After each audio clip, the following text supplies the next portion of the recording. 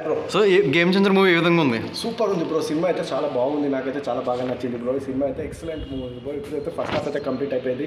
Cinema అయితే excellent ఉంది bro, నాకైతే చాలా బాగా నచ్చింది. సో ఏ విధంగా అసలు ఏంటి స్టోరీ అసలు? ఈ సినిమా ట్విస్ట్ల మీద ట్విస్ట్ ఉన్నాయి బ్రో. అండ్ మీకు ఇంటర్వ్యూలో మీకు అసలు ట్రైలర్లో చూసిన దానికి దీనికి ఇక సంబంధం ఉండదు. Excellent movie bro. ఇది మీకు శంకర్ కంబ్యాక్ మూవీ బ్రో. ఇది అంటే మరి మన భారతీయుడు ఫ్లాప్ అయింది, కొంచెం మెగా ఫ్యాన్స్ అయితే అదేం సంబంధం లేదు బ్రో. అది ఎందుకంటే అది ల్యాగ్ వచ్చింది చాలా వరకు. అది శంకర్ ప్రాబ్లం కాదు, అది ప్రొడ్యూసర్స్ ప్రాబ్లమ్. దానివల్ల ఏదో నడిచిపోయింది అట్లా. కానీ ఈ సినిమా మొత్తం చాలా అద్భుతంగా తీశారు bro. Okay, Ram Charan acting ఏ విధంగా ఉంది? Excellent bro. అసలు రామ్ చరణ్ అయితే మచ్చ పెట్టడానికి లేదు. ఇది ఖచ్చితంగా అయితే సూపర్ మచ్చ మూవీ బ్రో ఇది.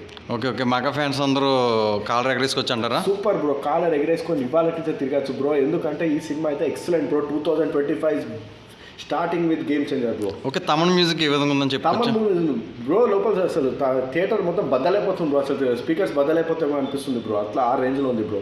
Okay okay okay. అంటే మరి ఎస్జే సూర్య అని ఒక సీఎం పాత్రలో సూర్య super bro.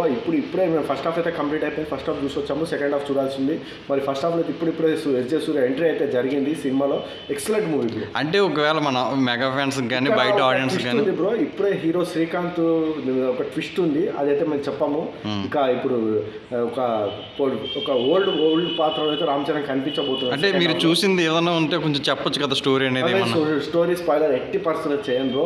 Excellent bro movie. అందరు రేపు వచ్చి చూడేసేయండి.